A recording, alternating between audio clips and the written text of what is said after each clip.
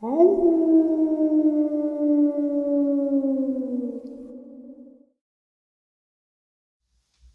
and salutations, everyone. I hope everyone is doing well, and welcome to today's bonus upload.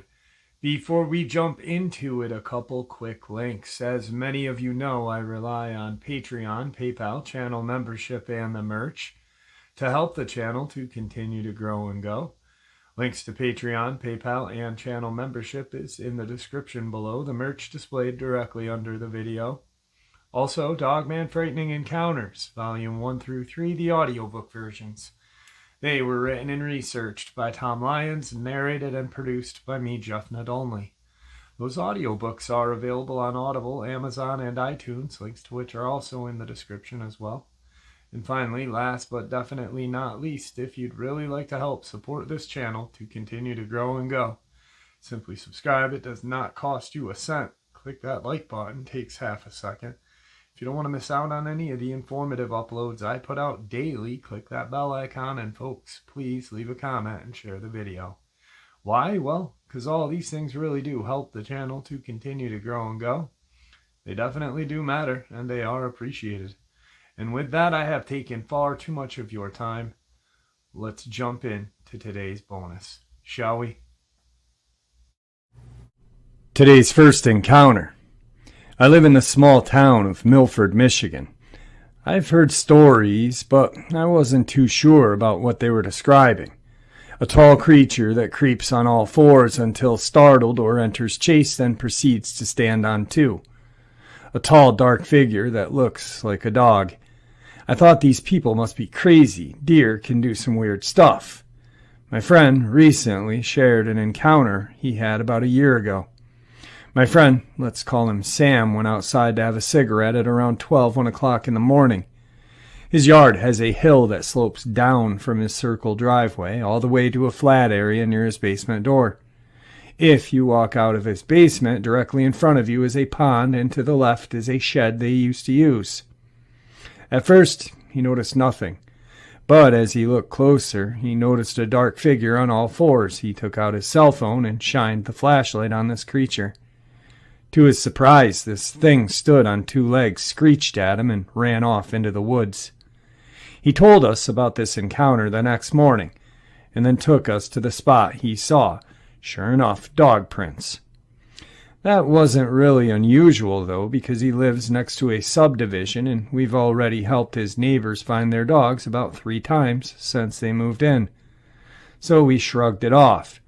He then brought me into the woods where the creature ran into, and there was a clear path that something took to get through. As much as Sam tried to convince me, I still thought it was a deer until recently. A couple of weeks ago, I went for a drive to go to Walmart to pick up some beer, just to relax and hang out with friends. Everything was perfectly fine. The moon was out, so you could see just a little bit. There was no snow or rain, just a little dampness on the road from the previous rainfall about an hour beforehand. I was on my way back to my house, and I was driving up this curvy hilled road, up to the top of the hill, the only one in my subdivision. And I noticed something in my neighbor's yard. Now, I see deer in the subdivision all the time, and I've actually hit one on one occasion. So I decided to slow down. This thing was definitely the same size as a deer, so I didn't have any second thoughts, that is, until I got close and it ran out in front of my car. Now, normally when a deer runs in front of your car, they either freeze or run right by, and there are normally 2 or 3 of them. This was a single case, and when it ran across the road, albeit on 4 legs, it didn't run the same as a deer. When it ran, it didn't lift its head. It had it low to the ground, and it looked like it was sniffing something. It then lifted its head and looked, more like glared at me, and bolted off to my right. But not before, shortly after stopping right out of my view. I could still see the figure standing there, but I couldn't make out what it was. All I could see was it was standing on its hind legs, and what looked like it was staring at me. I kept trying to get my eyes to adjust from the bright of my headlights to the dark of the side of the road, but it just wouldn't happen. When I tried to turn my car around so I could shine my headlights at it, It bolted down the hill into the woods, all the while staying on two legs. I still remember the face that I saw when that thing glared at me. It looked like a wolf, but was the size of a buck. That was the scariest moment of my life, and I have never seen anything like that before. I've Googled some info about it and found something about the Michigan Dogman, but I don't want to be classified as one of those crazies. I can still see it standing on its hind legs, looking at me in the dark. Tonight's second encounter. 8 years ago, when I was 16, I lived with my mom, my two sisters, in a house that could only be described as creepy, maybe borderline haunted. Hell, maybe definitely haunted is the best way to describe it. I'd always been fascinated by the thought of ghosts, but terrified of it and skeptical at the same time. But all it took was one night to completely convince me. There are things we not only shouldn't meddle with, but should respect and show great caution towards. Our house was in a moderately wealthy suburban area, roughly 45-minute drive outside of an average Midwestern city. Think lots of lush trees, winding roads, nature preserves, public schools with very high standards, and a lot of history. We'd been living there for a few years, and we'd begun to notice strange things happen late at night. Almost always when we were separated from each other, sleeping in separate rooms, or when one of us was home alone. Strange noises, dramatic changes in temperature, electronics behaving strangely. Our pets, 2 dogs and 2 cats, acting odd.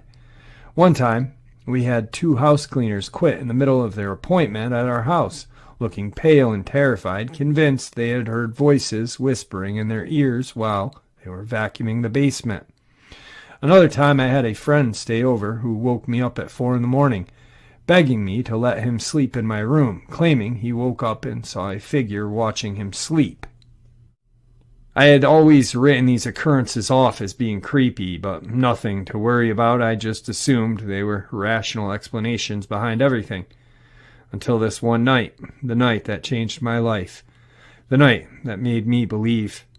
I'd just gotten back home with 2 of my friends, Evan and James. It was 1 a.m, and we had been out late for a high school football game. We had picked up some fast food on the way home. We're sitting in my basement. The basement was finished and very large. My bedroom was down there, an office as well. And there was a sort of second living room with a big TV, futon, and chairs. We were playing Xbox, Halo of course, and joking around, when we heard a door slam upstairs. We thought it was strange, so I went upstairs to take a look. The door to the garage, oddly enough, was wide open, and the garage door itself was also open. There was no one in the garage, however, so I closed the garage door, closed the door to the garage, and locked the deadbolt. I walked around the house, couldn't find anyone, and nothing seemed out of ordinary, so I shrugged it off and went back downstairs. It was 5 minutes later when we heard the same door slamming sound, this time even louder and twice in a row. It sounded like someone was slamming the door in a rage. We paused the game, and this time Evan and James went upstairs with me. We checked the door to the garage, and it was wide open again. The garage door was still closed. We were all thoroughly freaked out, but being 16-year-olds and wanting to seem tough, we managed to turn our fear into anger.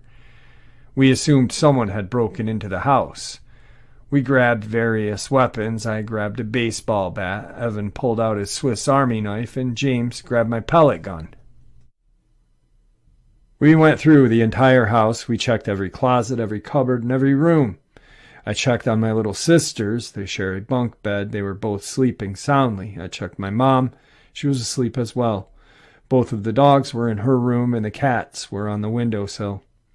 We argued about what it could have been, made fun of each other for being scared, and laughed about it. And after 5 minutes, headed back downstairs. Before we could even reach the bottom step, we heard one very loud slam. With our makeshift weapons, we ran back up the steps as fast as we could, to see if we could catch whatever was making that sound. This time, the door to the back porch was wide open, and we heard footsteps. We ran into the living room, and the front door was wide open. We saw what looked like a dark figure running out of my front yard. All three of us argued for a minute. Evan said, "Man, call the police, call 'em." I agreed, but before I could, James took off running after the figure. Screw it. We ran and caught up with him. It was almost pitch black outside. We lived right by the woods. We couldn't see James anywhere. "Screw this," Evan said. "I'm going home." "We can't just leave him. God damn it. Let's just keep looking for him. In all honesty, I just didn't want to be alone in the woods." "All right, let's go." We started walking through the woods. We're both calling for James, but we weren't hearing anything. I could barely see a thing in the woods. The moon wasn't out tonight, and unfortunately there weren't any trails in this section. We pushed through branch after branch, tripping over roots and shrubs, wet with dew, getting covered in spider webs on the way. Finally we heard James. "Guys, come here, come here." He sounded excited, but not in a frightened way. He sounded like he had just found a case of beer. We followed the sound of his voice and caught up with him at the break in the woods. He was standing on the edge of a very large field. Strange, I thought, since there was nothing at all in the field. It looked man-made. The grass was short and well kept, but there were no signs of any roads or trails leading to it. He greeted us, smiling and full of excitement. He pointed at the ground. There were some strange animal tracks. "Look, elk tracks, dude. My dad and I are totally coming back here tomorrow and bagging that thing." James was ecstatic. He came from a hunting family and would often go hunting with his dad. Evan was furious. "What's up, man? Don't run off like that. Not cool." I was pretty irritated but relieved that we had found him. We sat down and lit up a cigarette and split it between us three. Evan would steal them from his older brother. Things calmed down and we just started talking about what had happened, and we all hesitantly decided that it was probably nothing to be worried about. I was still very nervous, however, because the elk tracks James had found didn't look right to me. They looked like hooves, sure, but they were huge and had little claw-like markings coming out off of them. But James insisted that they were indeed elk tracks.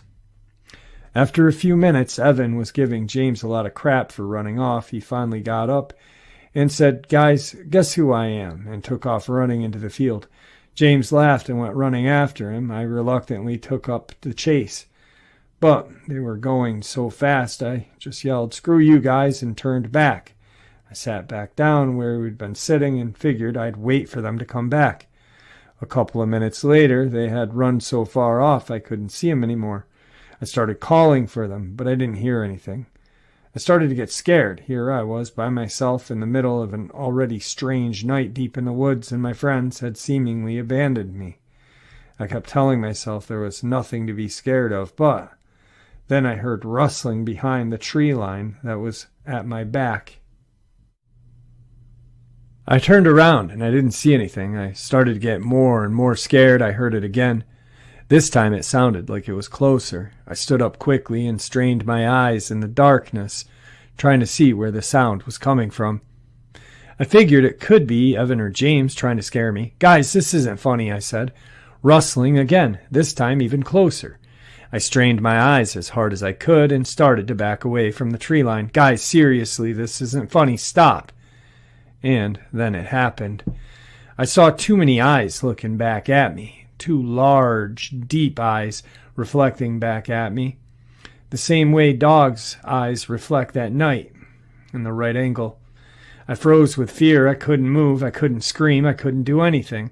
Then all of a sudden the eyes slowly started to raise up, accompanied by that same rustling sound. They kept rising and rising until they were towering over me.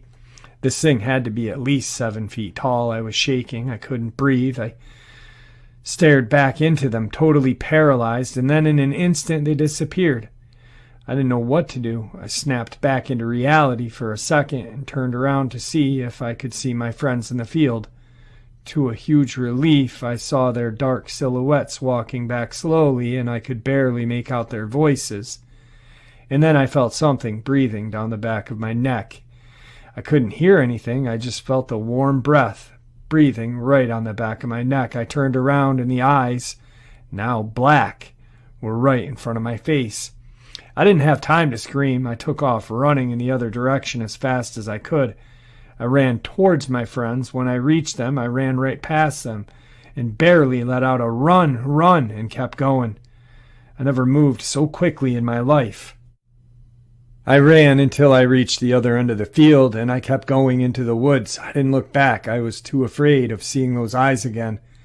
My sprint slowly turned into a jog, which slowly turned into a brisk pace, and then I knelt over in pain from running so long. I made myself look back to check if James and Evan were still with me. They weren't. I looked around, and off in the distance ahead of me I could see some lights. Thank God I mustered up all the energy I had left and trudged as quickly as I could towards them. Finally, I reached the break in the trees, and when I emerged, I was outside of a gas station. It was closed, but there was a payphone. I called 911 and stayed on the phone with the dispatcher. I told them my location first, and then as much as I could get out about what had just happened. A police officer pulled up pretty quick. It probably took him 3 minutes to get there, but in those 3 minutes, it felt like an eternity. After I explained the situation, he wanted to go investigate, but I begged him to take me home. He agreed. I told him he should send someone to look for my friends.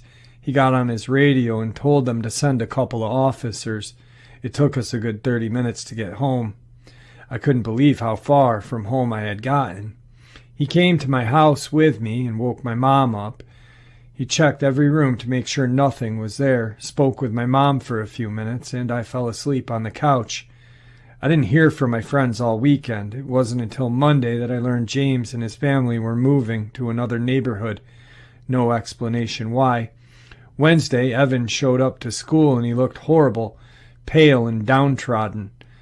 I asked him over and over what had happened, but all he could say is, "I don't want to talk about it. I don't want to talk to you." We became distant and stopped hanging out. It wasn't until, a while ago that I talked to him for the first time since the ordeal. His account was that he saw the same red eyes, ran until he was out of breath, somehow found his way home, and got there at 7 a.m. His parents questioned him, and he lied. I just woke up early and wanted to come home, so I walked. The next day his parents couldn't find his dog, an outdoor dog, but they found scratch marks and blood on the dog house, and they never saw his dog again. Tonight's third experience. West Pennsylvania, on Crescent Mountain in 1965. I was 7. I was exploring the woods with a friend who lived in the area. We crossed a stream at the bottom of a ravine and went up a hill. Maybe a mile up slope in trees, we came upon a dome made of interlaced tree branches.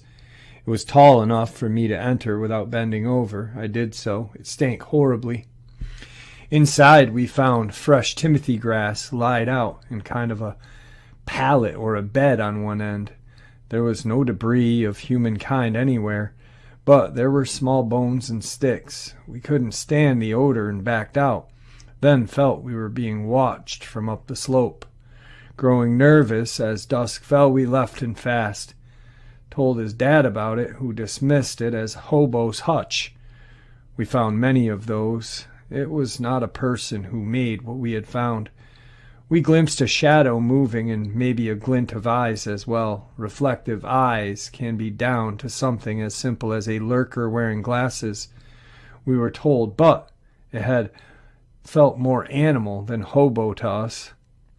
One foggy Saturday morning, I was again visiting my friend. We preferred roaming the woods to wandering town where we lived. We were sprawled on the floor watching an old horror movie neither of us understood. I think it was Dementia 13, which seemed incoherent.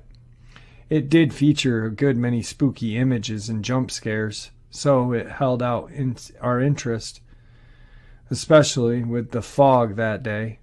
We heard a thump on the front door. Glancing across the living room, we saw a dog's face gazing at us through the middle 3 narrow windows set high on the door.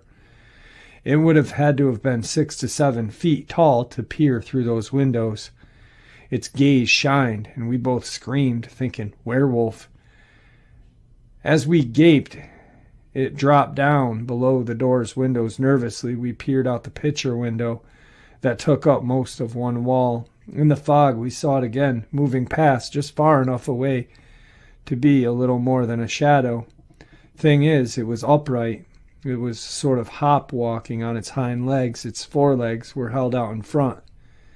This sight scared us even more. When it vanished, headed toward the tree line, we talked about whether the thing we had just seen could be what had made that domed nest we'd found not too long back. At the time, this seemed reasonable to us. We knew, though, not to tell his parents about a huge dog thing looking through the front door windows. We didn't want to be ridiculed again, but we did learn to be more careful when playing in the woods. Only years later did I hear about the Ohio grassman, a Sasquatch analog for the area, where we fell within its range. Later still, western Pennsylvania began experiencing a cluster of what people called Dogman. Supposedly it was pretty much what my friend and I had seen as kids, peering through his front door's windows and moving past his house as it went toward the trees. I'm glad we didn't encounter it directly either time, but kind of wish we had seen it more clearly before it moved away. Still gives me the chills thinking about being out in that mountain at dusk with something like that, or what would have happened had it gotten through that door. Tonight's final part of the upload is a subscriber submission. Jeff, longtime listener to your channel, never wanted to share before, but felt it my duty since I've been seeing what you've been doing. This is a case that you have never looked into, but has been near and dear to my heart because, well, you'll see.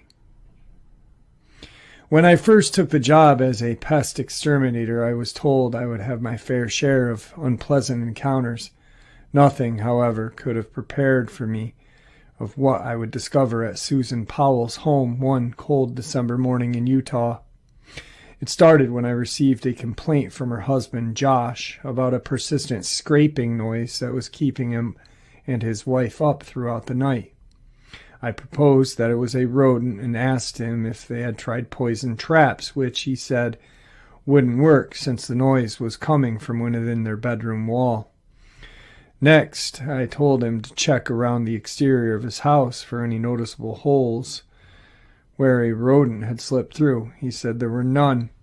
Running low on options, I called Powell's landlord and asked him about the foundation. He mentioned that there was a hinged door that would provide access to a crawl space beneath the house.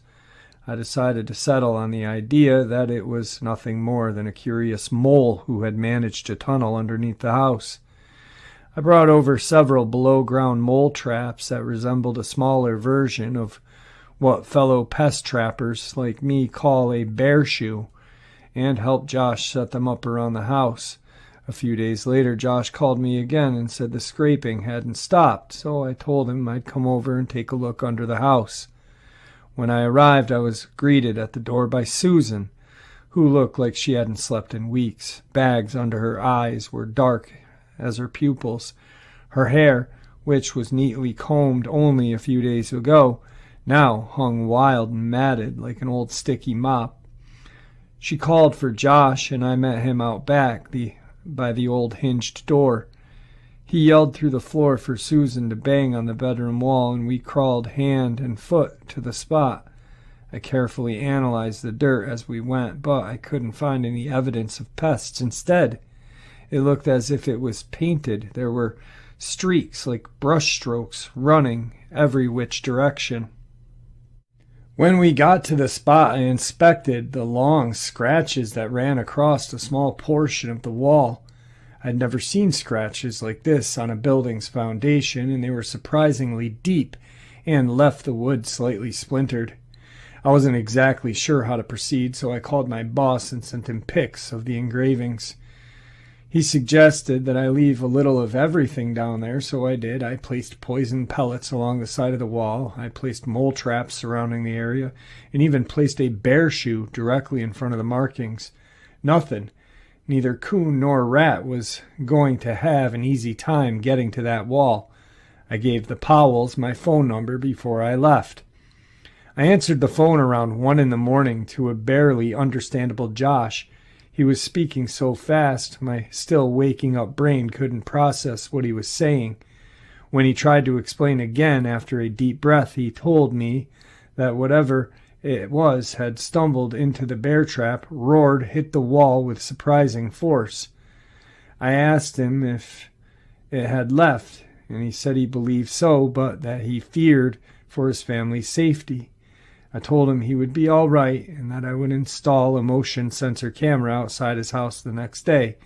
He sounded disappointed, but agreed and hung up. The next day I could see the fear in Josh's eyes as we stood outside the hinged door. It was a face commonly seen at the showing of a horror movie. There was a slight blood trail leading from the door to a thick patch of woods that shadowed his house. We looked at each other and crawled underneath. The dirt inside was stained with blood and no longer maintained a beautiful brushstroke pattern I had looked forward to seeing. Instead, it was thrown about viciously, as if something had made a quick escape. When we got to the spot, I was shocked to see a few boards lying splintered in the dirt. Whatever this creature was, it was big enough to rip an entire board from the foundation. I took photos of the mess, a small blood sample, and set up a motion-censored camera over the hinged door and called it a day. Josh said he was going to take his children camping and leave for the night. Susan, for some reason, decided to stay home alone. The next day I returned to the Powell's house before Josh and the kids. I rang the home phone to let Susan know I was going to grab my camera and leave. She didn't answer, so I went and knocked on the door. But again, no answer. On my way to the camera, I passed by that hinged door and was stopped by a strange footprint. I briefly inspected it, but it wasn't recognizable in the least bit and not easily describable either. I shrugged it off and decided to peek under the house. I instantly noticed a light shining in the distance. When I got closer, I noticed it was a large hole leading to their bedroom. I called Susan's name, but I only heard silence. Without thinking twice, I climbed through the hole and looked around. There was a wet spot on the carpet by the bed with an empty glass lying nearby, but there was nobody in the room. I walked into the hallway and saw a large streak of blood leading to the bathroom. I instantly gagged and seriously reconsidered just taking my camera and leaving, but curiosity gave me the strength to cautiously tread further. When I was about 5 feet from the bathroom, a voice spoke to me. "No, come in here," the voice said. My body froze, as I felt like I had just awoken from a falling dream. It wasn't Susan's nor Josh's voice. It was more mock-like, high-pitched, and really raspy. Something you would imagine a gremlin would sound like. "Big mess, leave," the voice said. "You finish. I come back to clean." It had a childish tonality to it. My mind was screaming for me to run, but my body was rooted to the floorboards. "Who are you?" I managed to sputter out. "Am you?" it said. The next thing I heard was a loud crunch, like that of a snapping bone, which sent a shiver sputtering down my spine, exposing my morality. I didn't want to imagine that thing eating Susan, but it's all I could think about. I threw up several times as I hastily made my way back through the hole and out into the morning sun. On my way back to the office, I dialed 911 with shaking fingers. They had asked me to slow down several times before understanding me. Finally, the lady on the phone told me she was sending a squad car over immediately and asked if I needed anything. I told her no and returned to the office. As soon as I arrived, I uploaded the film to my computer. All the photos seemed to be of Susan washing dishes in her kitchen window. I slammed my hands down on my keyboard as I stared at the last pic. It was taken at around 12 a.m. of Susan filling a glass of water from the sink. Just when I was about to give up, another photo was uploaded. It was taken at 12:53 a.m. I clicked next, expecting Susan to still be in the window. However, she was not. I got anxious as my attention shifted to a darker portion of the picture. That's when my eyes fell upon a large, gangly finger with a hunched-over posture and long, pointed ears. It stood about 6 foot 6 inches off the ground, with the arms reaching below its knees. It was peeling the hinged door open with one hand, while the other dangled to the side with long claw-like fingers. I must have stared at that picture for the 10 minutes before remembering to blink. Before I could make copies of the photos or see the results of the blood sample, they were confiscated by federal agents. The whole mess was cleaned up, and when I asked any questions, they said it was classified. The local papers reported that Susan had mysteriously disappeared and marked Josh Powell as the lead suspect in the investigation. When I tried to speak up for him, I was called insane.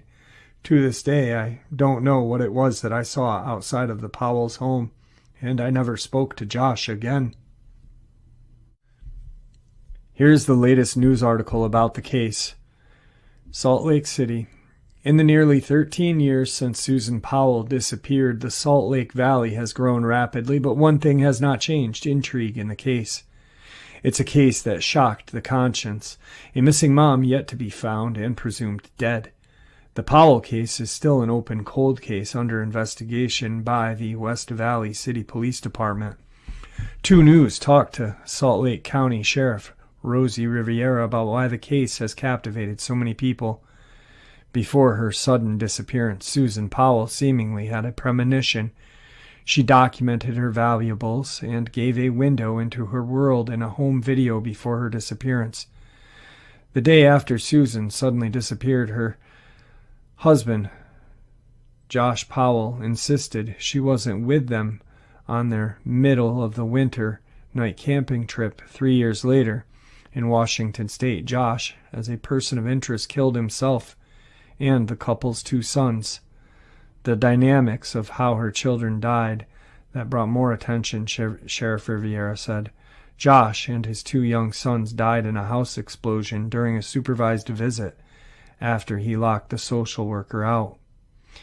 That was the most tragic story you've ever seen when it involves children, and I think that's why it's still in people's minds, Riviera said. If Josh had any answers as to where his wife was, he took them with him. Until they, find her, it's going to be a tragedy for the communities, Riviera said. Closure with no body recovered and the person of interest, Josh Powell, deceased, can be haunting for the family. It would be very difficult to find closure if you have a loved one who is still missing, Sheriff Riviera said.